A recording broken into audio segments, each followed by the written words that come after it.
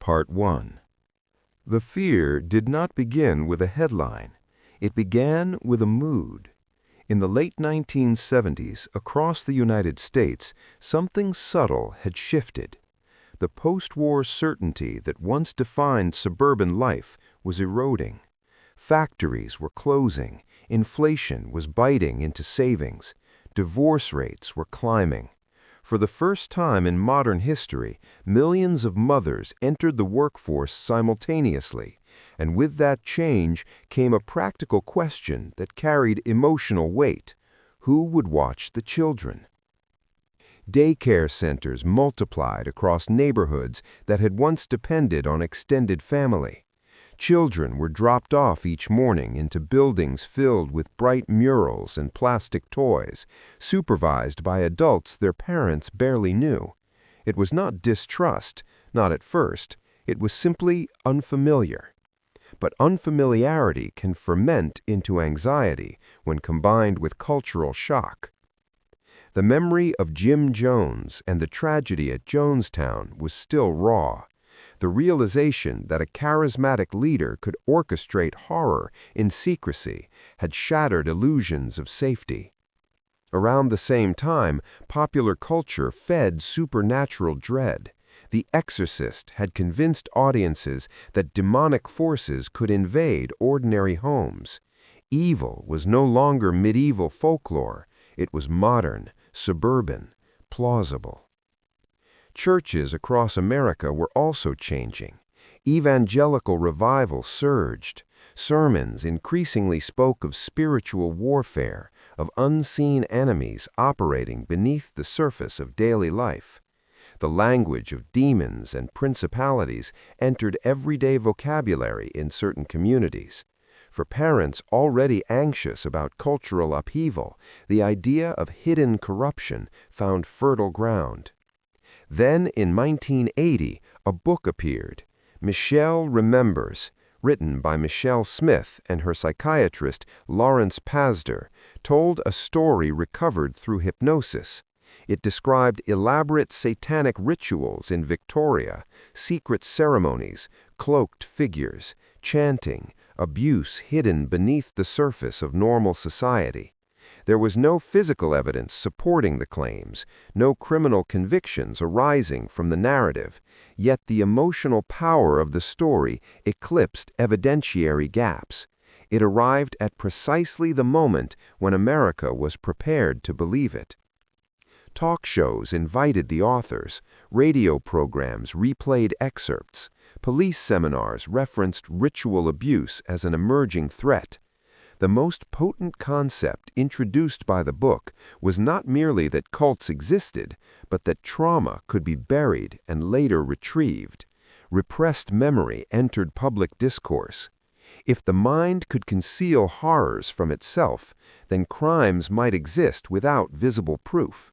The invisible became conceivable. Part 2. 3 years later, the anxiety crystallized in Manhattan Beach at the McMartin Preschool. A single parental complaint escalated into a wave.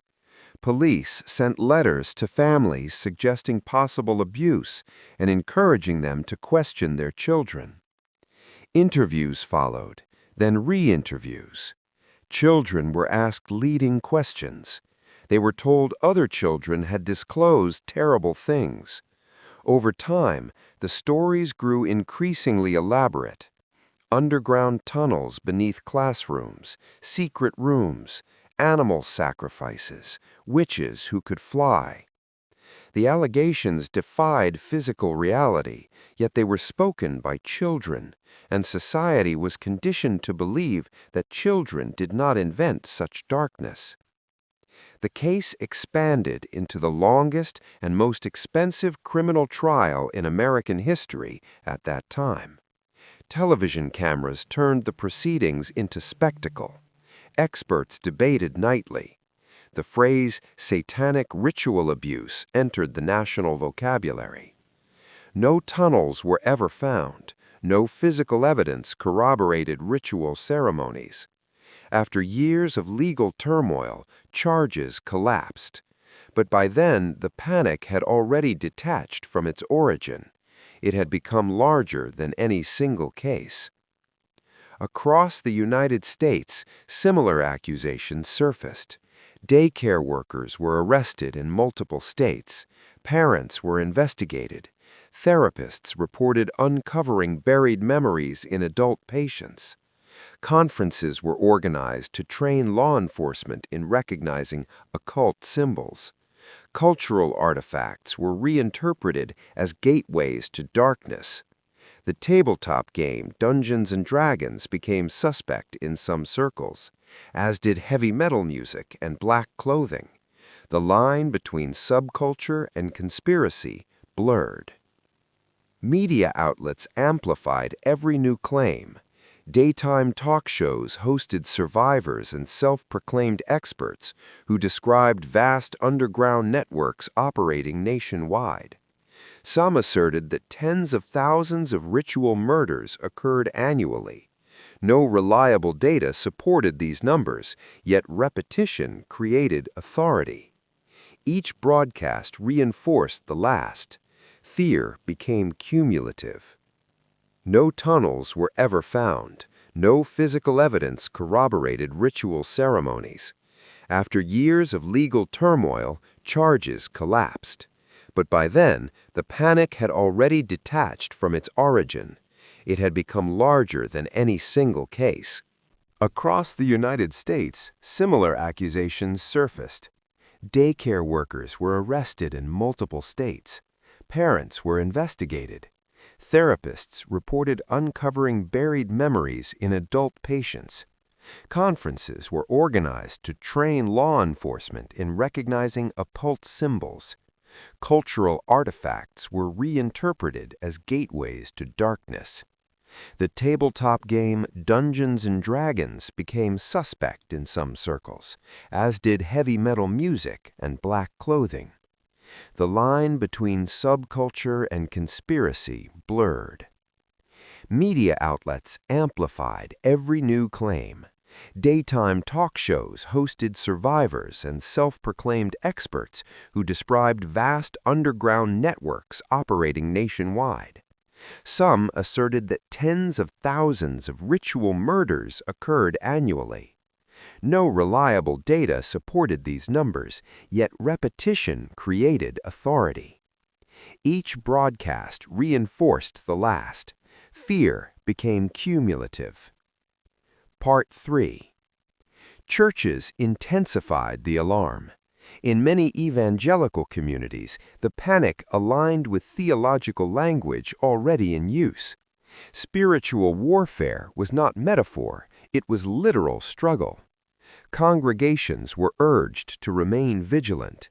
Youth groups were warned about hidden influences in music and media. The narrative felt coherent: cultural change, moral decline, hidden evil. To question the existence of organized ritual abuse risked appearing indifferent to child safety. Skepticism carried social cost. The panic spread beyond American borders into Canada and the United Kingdom, where similar investigations unfolded. Social workers conducted interviews with children using techniques later criticized for suggestion and reinforcement. In many instances, allegations expanded in scale before collapsing under evidentiary scrutiny.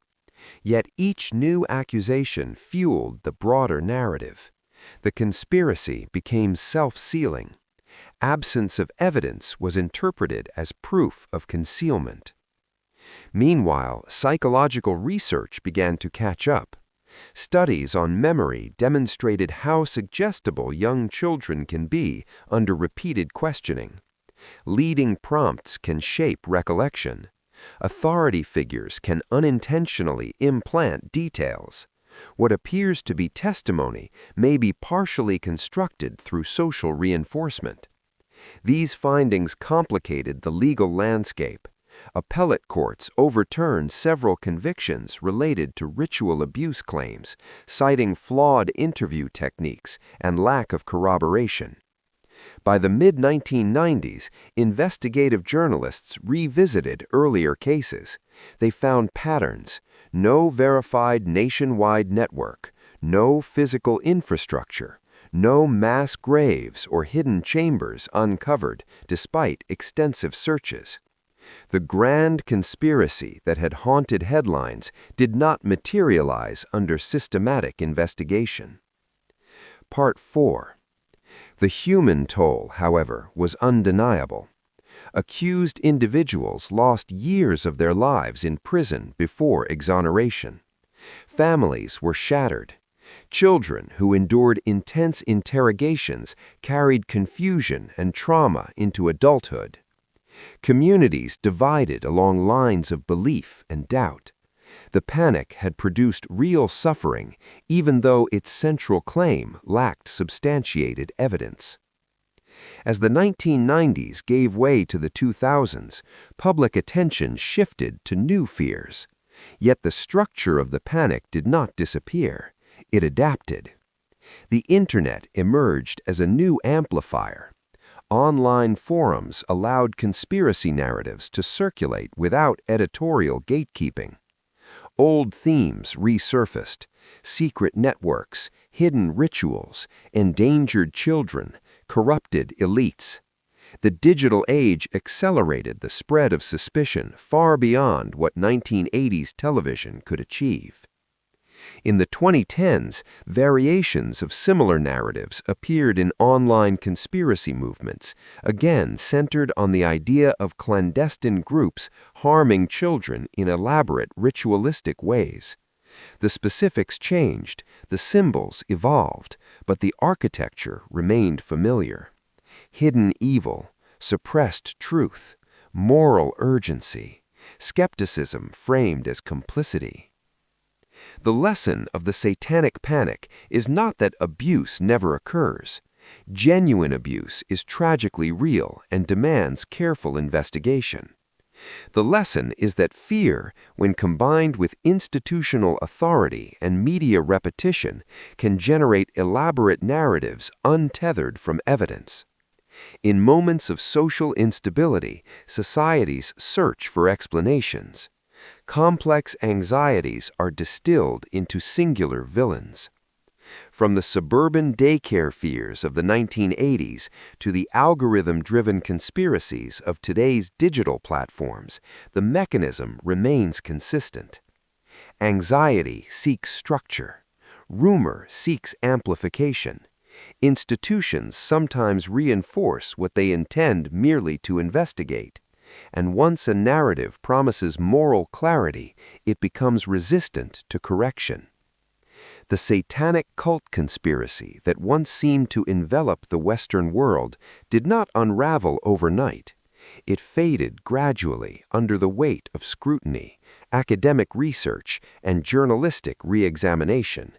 Yet its echoes persist, reminding us that modern societies, despite technological advancement, remain vulnerable to ancient patterns of moral panic. The story begins with anxious parents in a changing world and extends into today's global networks where information moves instantly and suspicion can travel faster than verification. It is a story not of hidden tunnels beneath preschools, but of how fear can tunnel into collective consciousness. It is a story about memory, authority, belief, and the fragile boundary between vigilance and hysteria. And it continues in new forms whenever uncertainty meets amplification and imagination outruns evidence. Part 5. By the time the 1990s settled in, the storm had quieted, but the air was still thick with what it had carried. Court transcripts sat in archives. Boxes of dismissed evidence gathered dust. The names of the accused, teachers, daycare workers, parents, lingered in public memory long after formal charges evaporated. In places like Manhattan Beach, the shadow of the McMartin Preschool case did not disappear when the courtroom lights went dark. It remained in whispers at grocery stores, in sideways glances at community gatherings, in the quiet exile of families who had once been trusted. Across the United States, appellate courts began overturning convictions tied to ritual abuse allegations. Judges cited improper interviewing methods, prosecutorial overreach, lack of corroborating physical evidence. The legal system, slow and procedural, was correcting itself, but correction does not restore lost years. Some defendants had spent nearly a decade behind bars. Others had exhausted savings on legal defense. Even those fully exonerated rarely regained what had been taken: reputation, employment, stability. Researchers in psychology intensified their study of memory. Laboratories demonstrated how easily suggestion could shape recollection. In controlled experiments, adults could be led to remember events that never occurred: being lost in a mall as a child, meeting a fictional character at an amusement park. Children, even more suggestible, could weave imagination and authority into something that felt like lived experience. These findings did not dismiss the reality of abuse where it truly occurred, but they exposed the fragility of human memory under pressure. The cultural confidence in recovered memories began to erode. Meanwhile, media outlets quietly recalibrated. The same talk shows that once aired breathless testimonies shifted focus to new cultural anxieties. The 24-hour news cycle had matured, and with it came fresh crises to fill airtime. The satanic cult conspiracy did not receive a dramatic public apology. It simply receded, replaced by other fears. But its architecture did not vanish. Part 6.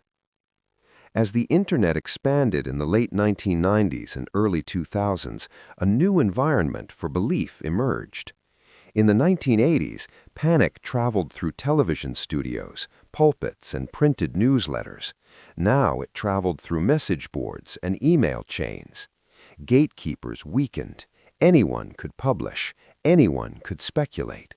The old themes found new platforms: hidden networks, secret rituals, children in danger, authorities complicit. These elements proved enduring because they were emotionally potent. Protecting children is one of society's deepest moral imperatives. Accusations involving harm to children generate immediate outrage. That outrage, when amplified without careful verification, can override skepticism. The Satanic Panic of the 1980s had demonstrated how quickly institutions could align around unverified narratives when moral urgency eclipsed evidentiary standards. In the 2010s, fragments of similar structures resurfaced online. Conspiracy communities formed around the belief that powerful elites were engaged in secret, ritualistic harm against children. The details differed from the 1980s allegations, but the blueprint was strikingly familiar. Digital algorithms rewarded sensational claims. Videos spread rapidly. Forums amplified speculation into certainty. Just as daytime talk shows once gave a platform to dramatic testimony, live streams and viral posts now performed the same function at far greater speed. The difference was scale. In the 1980s, panic required television producers, police departments, and publishing houses. In the modern era, panic can propagate through a single viral post. The speed of belief has accelerated, but the psychological mechanics remain constant. Part 7. Looking back, historians describe the Satanic Panic as a moral panic, a moment when collective fear escalated beyond available evidence. Moral panics are not irrational in origin. They often begin with legitimate concern. Child abuse is tragically real. Cult violence has occurred. But when legitimate fears merge with cultural instability and media amplification, they can expand into narratives far larger than the facts support. The 1980s were marked by rapid social change, shifting gender roles, economic uncertainty, religious revival, and lingering Cold War paranoia. In such climates, societies search for clarity. Complex transformations are difficult to process. A hidden enemy offers a simpler explanation. If something feels wrong, it must be because someone is orchestrating it. The Satanic cult conspiracy offered that simplicity. It provided a villain both cosmic and organized. It explained anxiety through narrative. And once embedded, it proved resistant to disconfirmation. When no tunnels were found, believers argued they had been concealed. When no bodies were discovered, they insisted the network was too sophisticated. The conspiracy became self-sealing, immune to absence of proof. Today's digital conspiracies follow the same pattern. Evidence against the claim becomes proof of cover-up. Institutional denial confirms institutional corruption. The narrative adapts to survive scrutiny. Part 8. The story from start to present is not merely about satanic symbolism or courtroom drama. It is about how human cognition interacts with fear. Under stress, the mind seeks patterns. Under uncertainty, communities seek cohesion. Shared belief, especially belief centered on protecting the vulnerable, creates powerful bonds. But those bonds can harden into collective conviction without sufficient grounding. For the families torn apart in the 1980s, the panic was not theoretical. It was lived. Some accused individuals died before seeing their names cleared. Some children, now adults, reflect on interviews they barely understood at the time, recalling how repeated questioning blurred imagination and memory. Communities that once trusted one another learned how quickly suspicion can corrode relationships. In the present day, the echoes continue. Social media platforms amplify emotionally charged content. Allegations spread globally within minutes. Fact-checking lags behind virality. The same moral urgency that once propelled courtroom prosecutions now fuels online movements. The setting has changed. The psychology has not. The satanic cult conspiracy that once seemed to envelop Western society did not collapse because of a single revelation. It unraveled gradually through investigative journalism, academic research, appellate review, and time.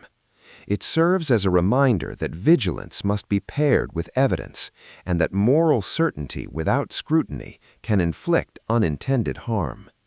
From anxious suburban living rooms in the late 1970s to the algorithm-driven feeds of today, the arc of this story traces a consistent human vulnerability.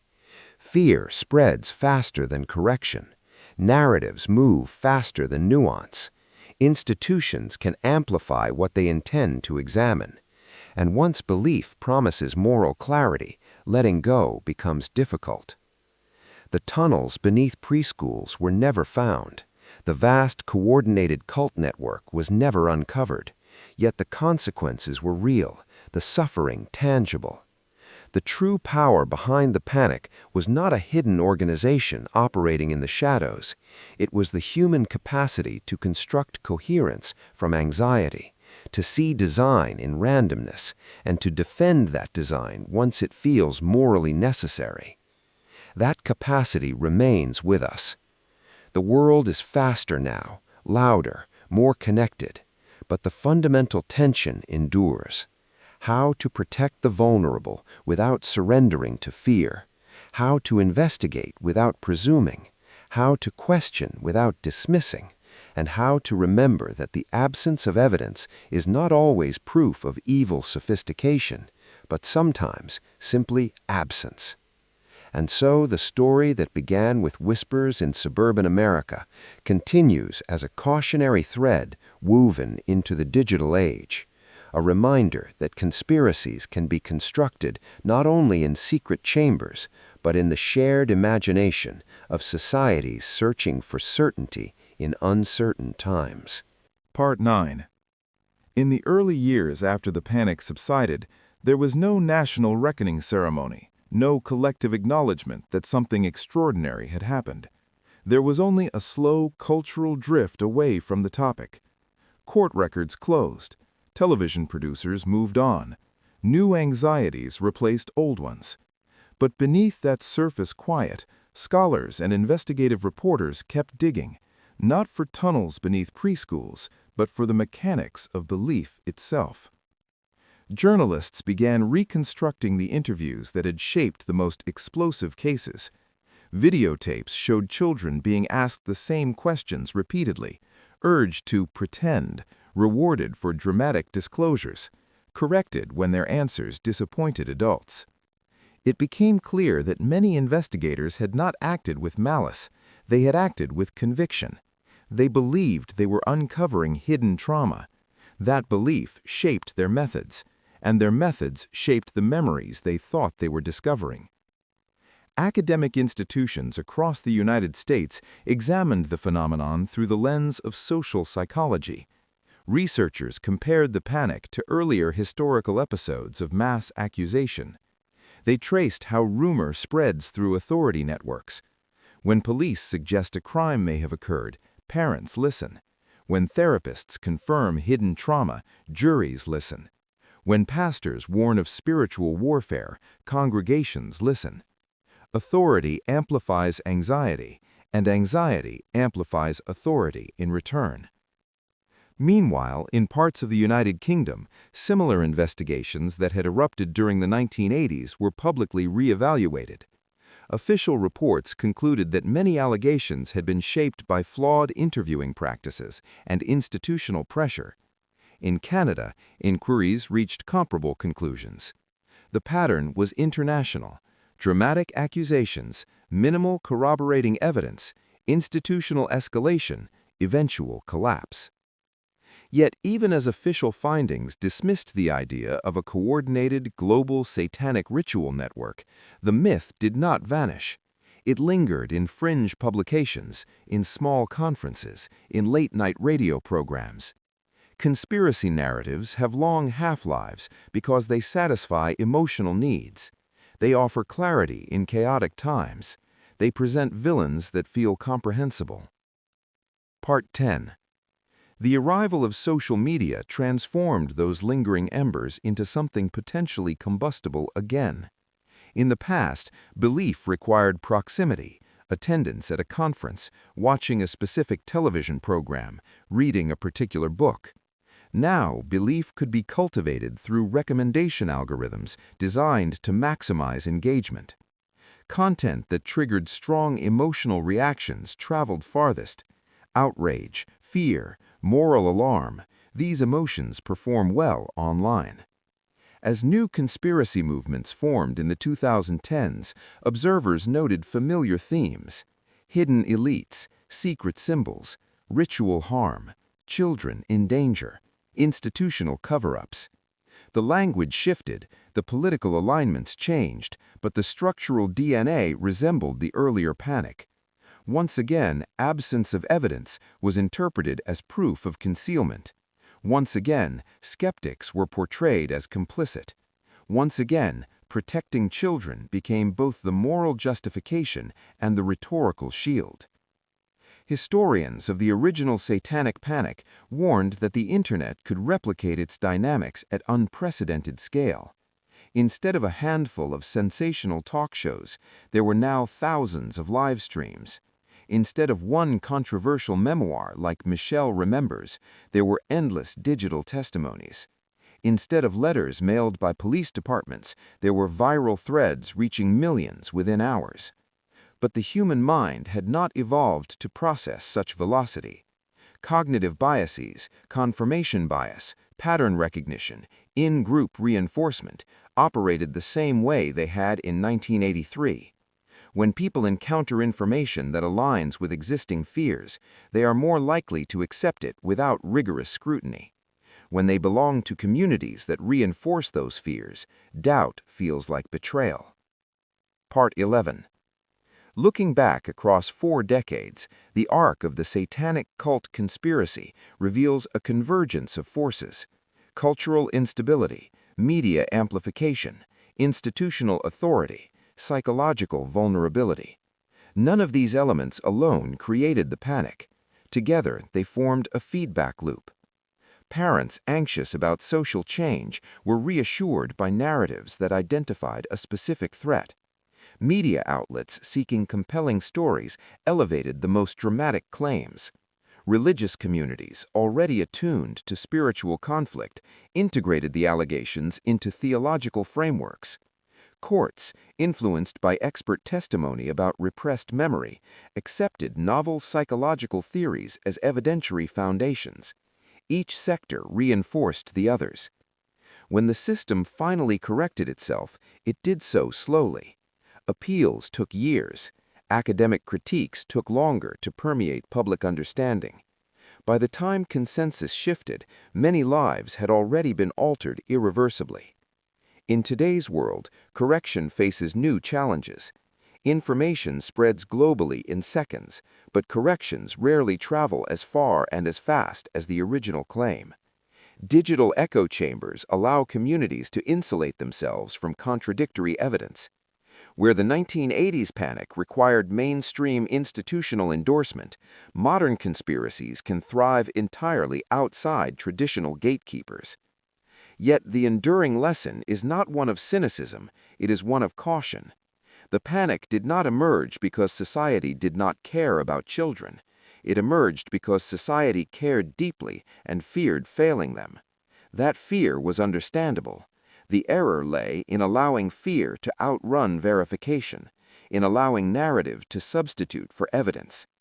Real abuse exists and must be confronted with diligence and rigor. But the history of the Satanic Panic demonstrates the danger of assuming the most elaborate explanation without proportional proof. Extraordinary claims require extraordinary evidence. Without it, investigation can become persecution. From the quiet suburbs of the late 1970s to the hyper-connected networks of today, the thread remains continuous. Human beings seek meaning in uncertainty. When the world feels unstable, economically, culturally, politically, there is temptation to attribute that instability to hidden orchestration. A secret enemy is easier to conceptualize than systemic complexity. The satanic cult conspiracy that once seemed to grip entire nations did not uncover a global underground empire.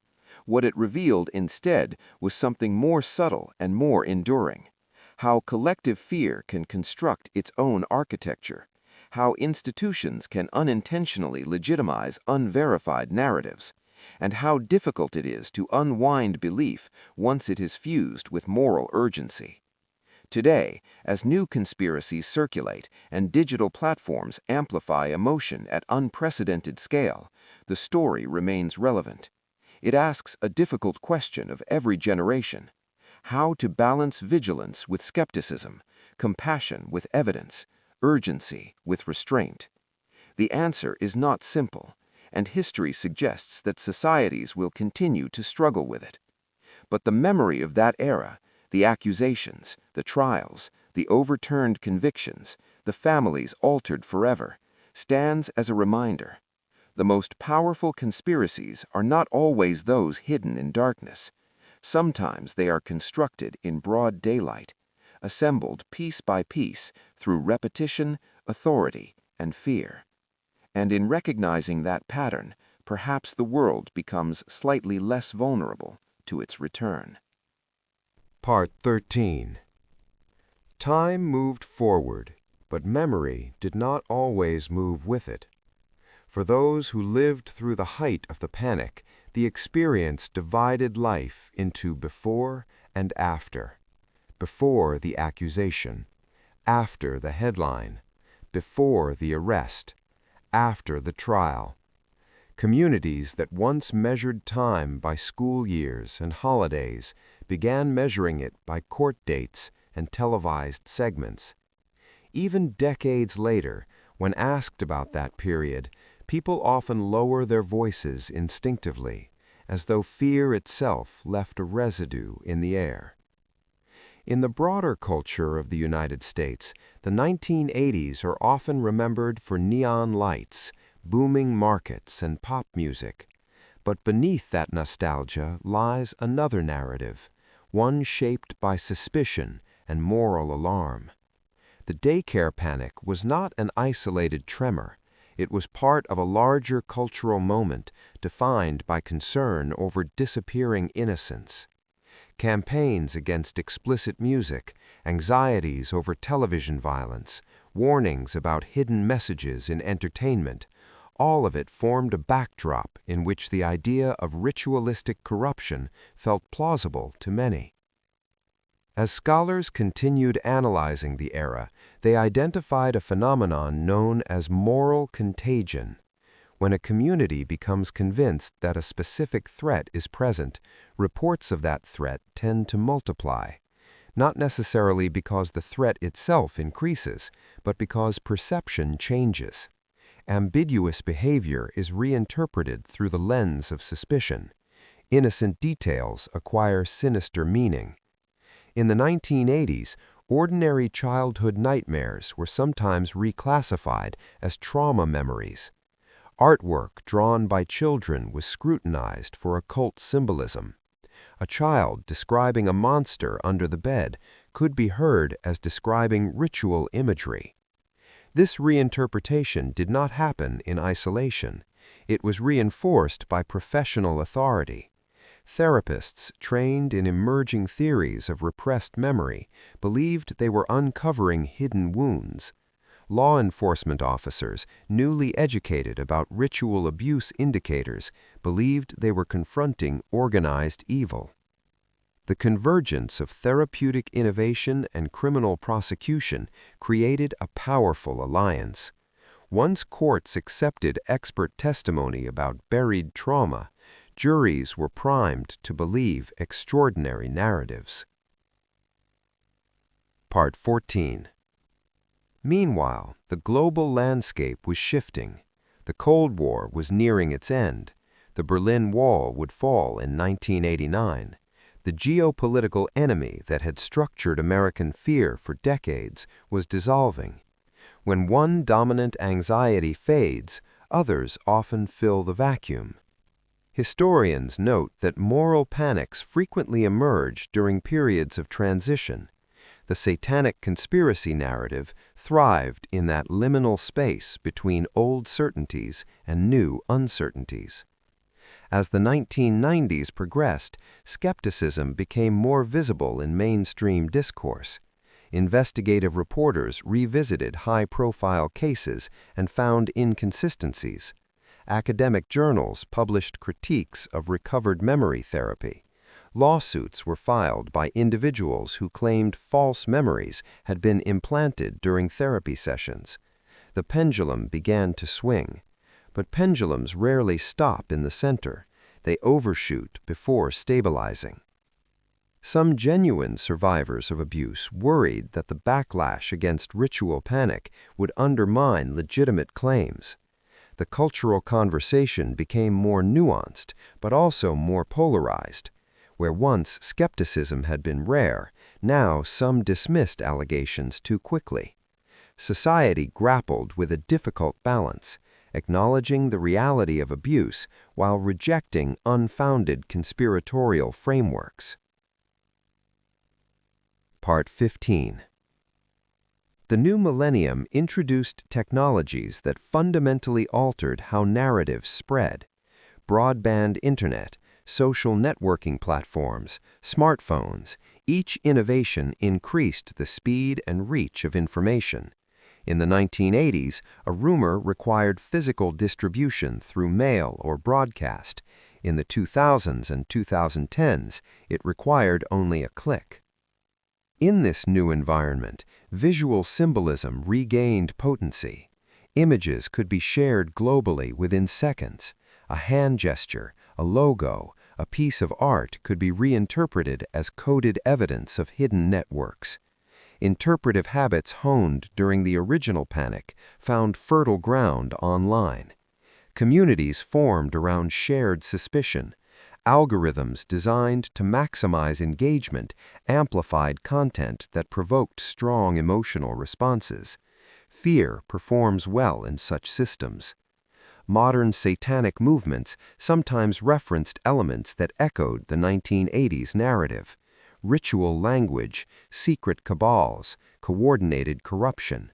The specific names and political alignments shifted, but the psychological engine was familiar. Protect children, expose hidden evil, distrust institutions.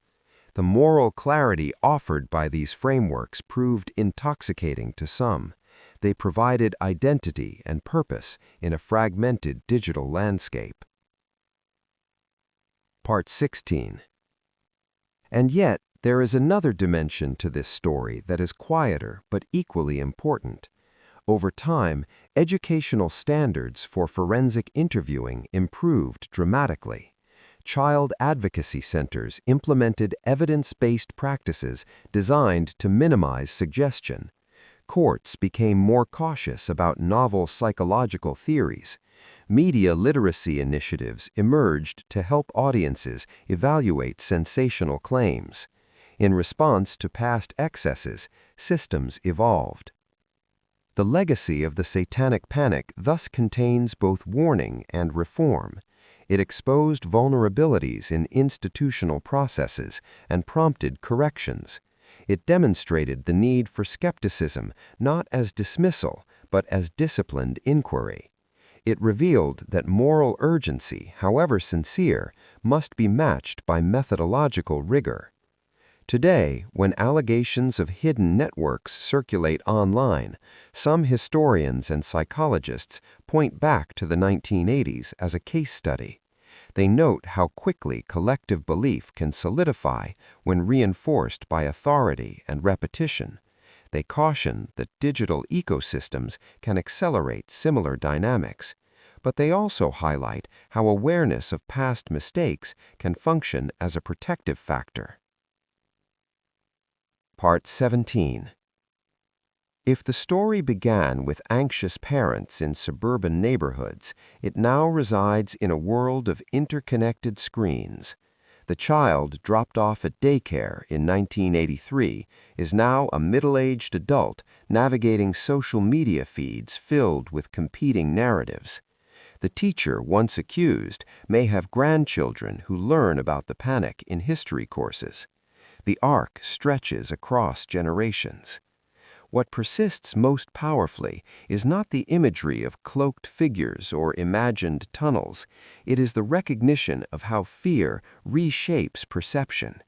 When communities feel destabilized, economically, culturally, technologically, they seek explanations that restore coherence. Conspiratorial narratives offer that coherence by assigning intentionality to chaos. They transform diffuse anxiety into a defined enemy. The satanic cult conspiracy that once seemed omnipotent did not reveal a hidden empire of ritual abuse. It revealed the architecture of moral panic in a modern democracy. It showed how media ecosystems can amplify unverified claims, how therapeutic innovation can outpace empirical validation, how legal systems can be influenced by cultural momentum, and how religious language can reinforce secular accusation. From the late 1970s to the present day, the story unfolds not as a single event, but as a continuum. It begins with social change and uncertainty. It escalates through sensational narrative and institutional reinforcement. It peaks in courtroom drama and public hysteria. It declines through research and reconsideration, and it echoes forward into new technological contexts. The world today is louder, faster, more interconnected than it was 40 years ago, but the essential challenge remains unchanged: how to protect the vulnerable without surrendering to unfounded fear, how to pursue justice without constructing villains from anxiety, how to remain vigilant without abandoning evidence. The panic fooled the world not because people were foolish, but because they were human, susceptible to fear, moved by moral urgency, influenced by repetition, and comforted by narratives that promise clarity. Understanding that humanity does not eliminate vulnerability, but it offers awareness. And awareness, perhaps, is the only true safeguard against the next wave of certainty that arrives without proof, whispering once again that evil is everywhere and that doubt is dangerous. Part 18. By the time the generation that grew up during the height of the panic reached adulthood, the story had already begun to transform into something else. A cautionary tale taught in journalism schools, psychology departments, and law programs. Professors would dim lecture hall lights and play fragments of old interview tapes. Students would watch children being gently, persistently nudged toward answers adults seemed to expect. They would study transcripts from trials where imagination and testimony blurred together. And the question would always hang in the air. How did so many intelligent institutions move in the same direction at once? The answer was never simple. It was not ignorance, it was convergence. When cultural anxiety, institutional authority, media amplification, and moral urgency align, they create momentum. And momentum is difficult to resist. In the 1980s, few prosecutors wanted to appear indifferent to allegations involving children. Few journalists wanted to be the ones who ignored a possible hidden atrocity. Few pastors wanted to dismiss what might be spiritual danger. Each acted within a moral framework that felt responsible at the time. But responsibility without restraint can turn investigative energy into accusation. As the decades moved forward, another realization emerged. The panic was not an anomaly in human history. It was part of a recurring pattern. Societies under strain often generate narratives of hidden corruption. During medieval Europe, fear crystallized into witch trials. In other eras, it took political or ideological form. In the late 20th century, in parts of the Western world, it manifested as the belief in organized satanic ritual networks embedded in ordinary communities. The specific imagery changes with culture. The mechanism does not. Part 19. In the digital era, information ecosystems have become fragmented. People no longer consume a shared set of news sources. Instead, they inhabit personalized streams shaped by algorithms. If someone shows interest in a topic involving hidden conspiracies, the system provides more of it. Patterns reinforce themselves.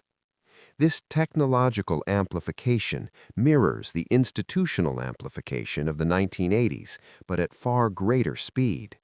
Where once a talk show might influence millions over weeks, a viral video can reach similar numbers in hours. Emotional intensity travels farther than careful nuance. Complex investigations are less shareable than shocking claims.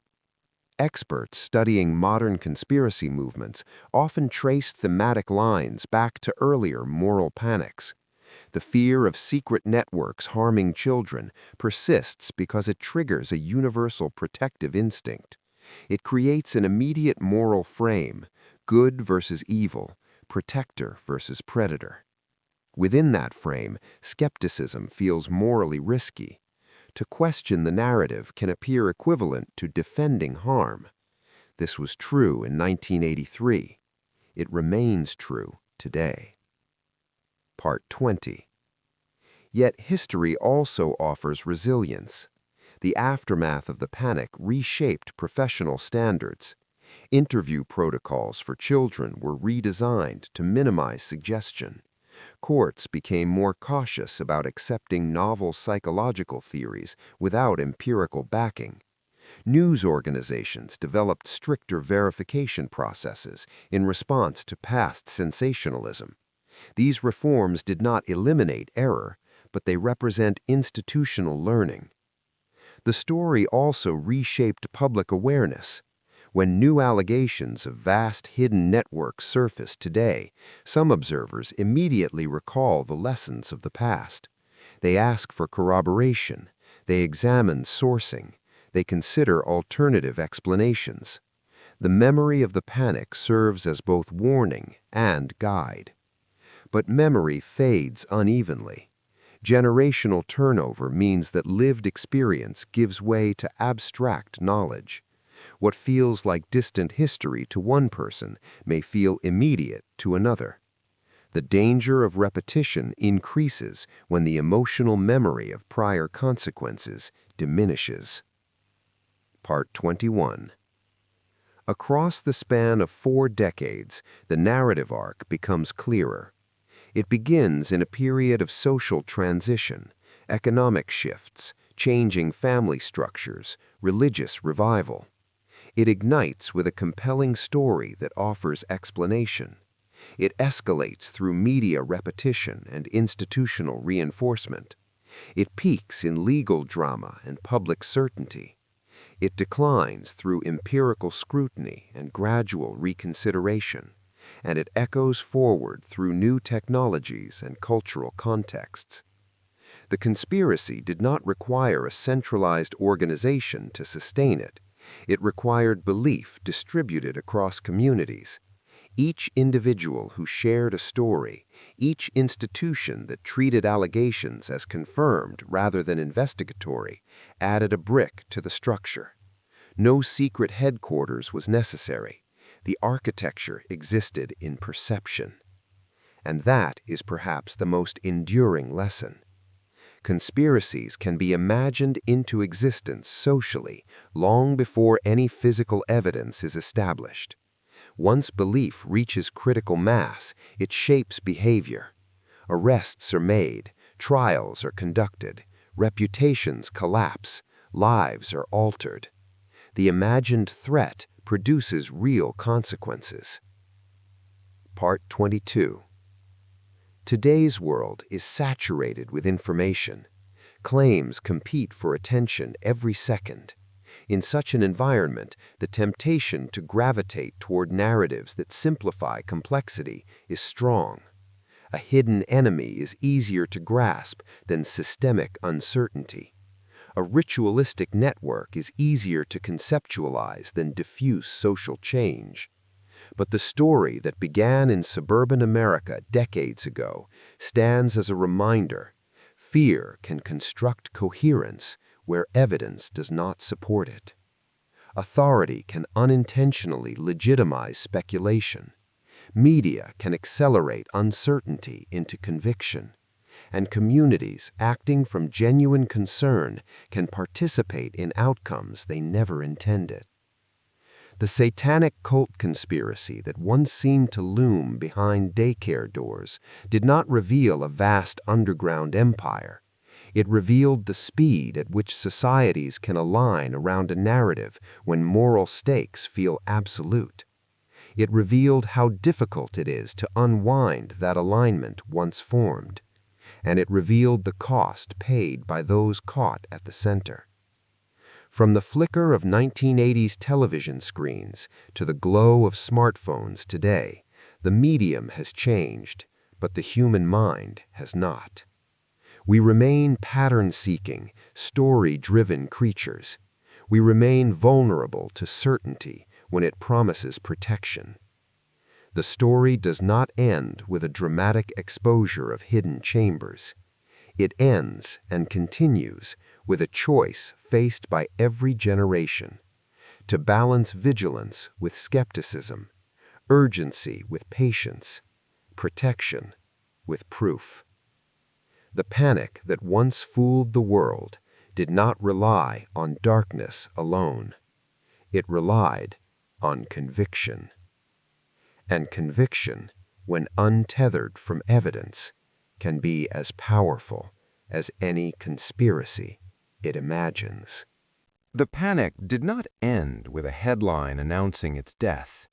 It dissolved slowly, like fog thinning under a reluctant sun, leaving behind damp earth and things that had rotted in the dark. Court decisions overturned convictions. Journalists who once amplified horror began writing cautious retractions. Therapists quietly revised their methods, but the machinery that had built the fear did not disappear. It simply learned. In the early 1990s, appellate courts began to examine the methods that had produced so many shocking testimonies. Videotapes of child interviews were replayed in courtrooms. Jurors watched as interviewers repeated questions, suggested answers, praised certain responses, frowned at others. The illusion of spontaneous revelation began to fracture. What had once sounded like recovered truth now sounded like guided narrative. One of the most infamous cases, the trial surrounding the McMartin Preschool trial, had already become a national obsession years earlier. For 7 years it consumed courtrooms, families, and millions of dollars. Parents were told their children had described underground tunnels, secret rooms, ritual harm. Television programs repeated the allegations with dramatic music and grave faces. The accused became symbols of hidden evil. Yet when the dust finally settled, there were no convictions, no tunnels, no physical evidence, only shattered reputations and exhausted jurors. The story repeated in different forms across towns and states. Daycare workers were arrested. Teachers were interrogated. Some served years in prison before courts admitted that the interviews had been deeply flawed. By then, marriages had collapsed. Children had grown up. Communities had divided into believers and doubters. And still there were those who insisted the network must be real, that the lack of evidence only proved how powerful it was. The idea of a hidden satanic conspiracy had always depended on invisibility. When nothing was found, it was not taken as absence, but as proof of sophistication. This is the psychological loop that makes conspiracies nearly impossible to extinguish. Every contradiction strengthens belief. Every failed prediction becomes evidence of deeper secrecy. Meanwhile, churches that had once hosted seminars on ritual abuse began shifting their focus. Some pastors apologized for fear-based preaching. Others doubled down, weaving the panic into larger spiritual warfare narratives. The language softened, but the suspicion remained. Television, too, evolved. The sensational talk show segments that had once platformed dramatic survivors gave way to investigative retrospectives. Programs began asking how mass hysteria could take hold in modern societies. Scholars discussed confirmation bias, groupthink, the suggestibility of children. The word moral panic entered mainstream vocabulary. But the story did not truly end in the 1990s. It migrated. The same cultural currents that fueled the panic, fear for children, distrust of institutions, religious anxiety, sensational media, never disappeared. They changed platforms. They found new languages. They moved from daytime television to early internet forums, then to message boards, then to social media feeds.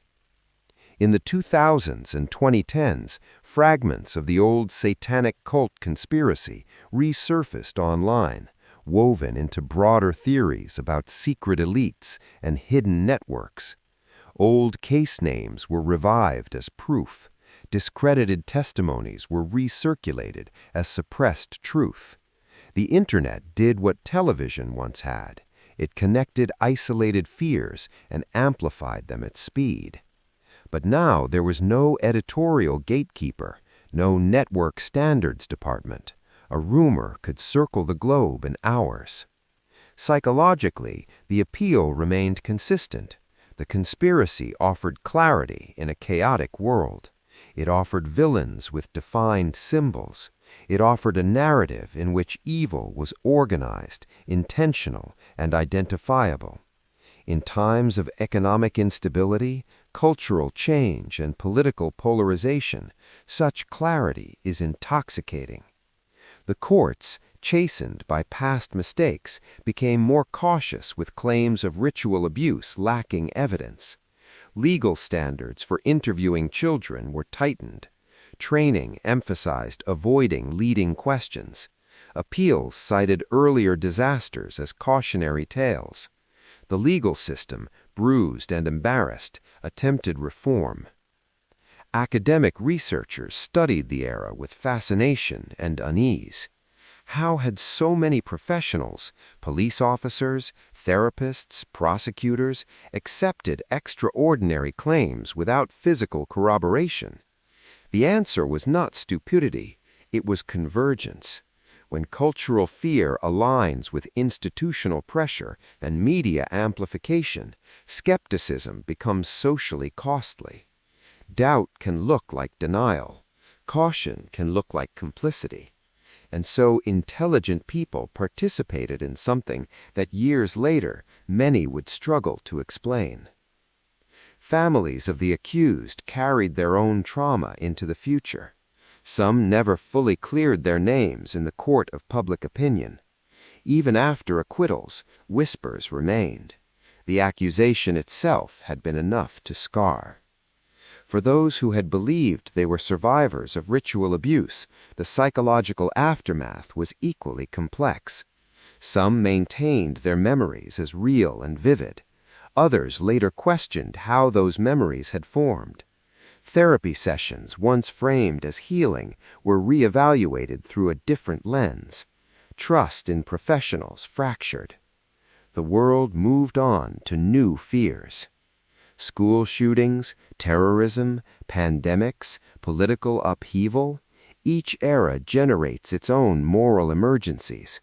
Yet the structure of the satanic cult conspiracy lingers like a template. It demonstrated how quickly a society can slide from suspicion to certainty without evidence. It revealed how children, the most emotionally protected figures in any culture, can become the center of narratives so powerful that they override reason. In today's world, the symbols may change, the terminology evolves, but the mechanism remains familiar. A claim of hidden evil, amplified through emotional storytelling, reinforced by echo chambers, resistant to disproof. There is a quiet irony in how the panic ultimately exposed something very human, not secret rituals, not underground temples, but vulnerability to fear. The devil that haunted suburbia in the 1980s was never discovered because he was never there. What existed instead was a convergence of anxiety about changing family structures, about women entering the workforce and placing children in daycare, about cultural shifts in music and media, about declining trust in institutions. The satanic cult conspiracy became a container into which all of those anxieties were poured.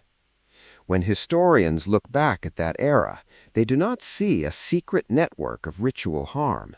They see a case study in collective belief formation. They see how authority figures can validate extraordinary claims. They see how media ecosystems can prioritize shock over verification. They see how fear spreads faster than correction.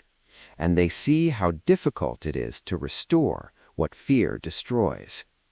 The story that began with whispered allegations ended with court transcripts and academic papers. But beneath those documents lies a quieter lesson.